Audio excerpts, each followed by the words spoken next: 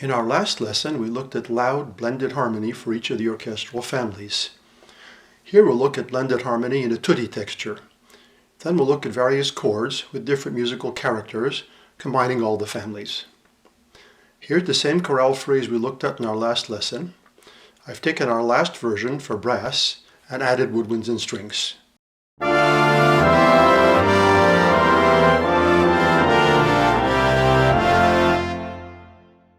When orchestrating a tutti consisting of one harmonic mass, it's best to arrange the brass first since it's the loudest orchestral family. If the brass is badly done, the other families can't fix it. Once the brass choir is settled, what can strings and woodwind add to its richness? Since the woodwinds are so much quieter than the brass when the latter are playing at full volume, there's no point just doubling the brass with woodwind.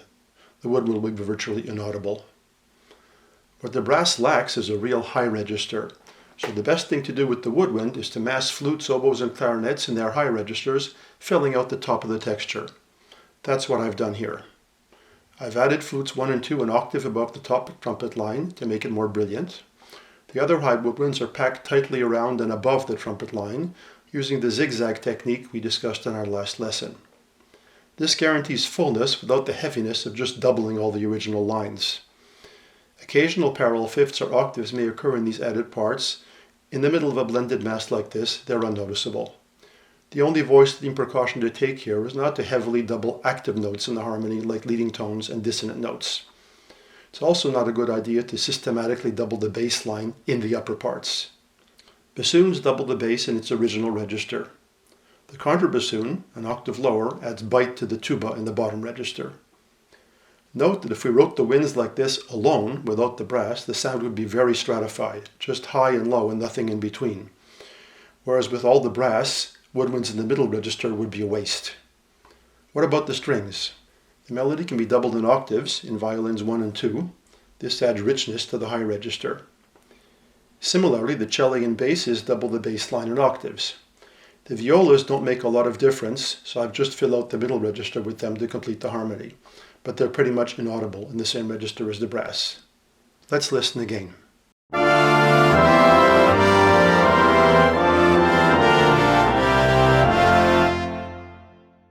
This is a fairly standard solution for a tutti and a blended homophonic texture. Now let's look at some individual orchestral chords and various musical characters. They aren't tutti in the sense that all the instruments are playing, but each chord does include all of the 3 main orchestral families.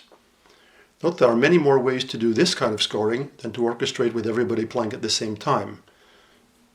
Once all the brass are playing, there are not many ways to use strings and woodwind where they still remain audible.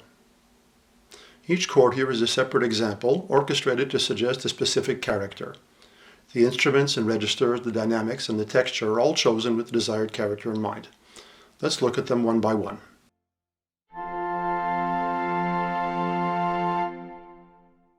Number 1 aims to sound light and gentle. That's why there are no oboes, no bassoons, no trumpets, trombones, or tuba, and no double basses. And of course the dynamic is quiet. The 2 horns at octaves enrich the middle, and the flutes and clarinets add light on top. And the strings unify the background.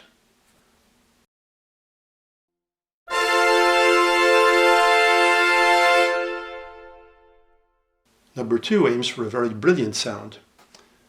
That immediately suggests high brass, high strings, and upper woodwind. None of the bass instruments here play at all. As in our tutti chorale, the woodwind and strings are secondary to the brass, which dominate the sound.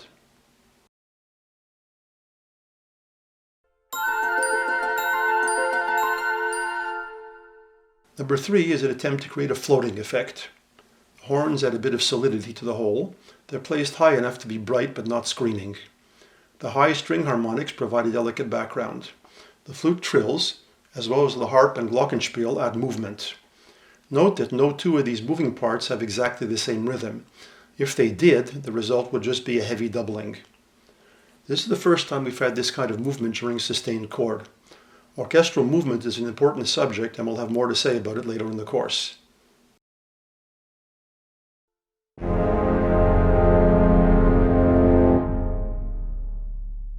Number 4 aims at a darker sound. All the higher instruments have disappeared. Trombones in their medium register are rather solemn. The bassoons and contrabassoon provide a rich bass. The divisi strings also color the quiet trombones a little.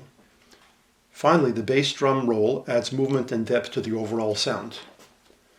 When using the percussion to enhance other instruments, always use a percussion instrument in the same register. Since the bass drum is the lowest percussion, it enhances the dark character here. Of course, these solutions aren't the only possibilities. They're meant to give you an idea of how to think about orchestration in relation to musical character. The student should try starting from a given character, sad, playful, proud, whatever, and try to score a chord that suggests it. Pay attention to realistic orchestral balance, finding the appropriate register for each instrument, and keep it fairly easy to play. Note, the audio results given by standard notation programs can be very misleading. I remember once listening to a finale file where the clarinets were louder than the trombones. Making a good mock-up requires real-world experience if it's to sound convincing. In this lesson, we looked at tutti orchestration where there's only one plaintive tone in a blended harmonic mass, as well as various chords with mixed timbres. There are also other kinds of more complex textures. These will be the subject of our next lesson.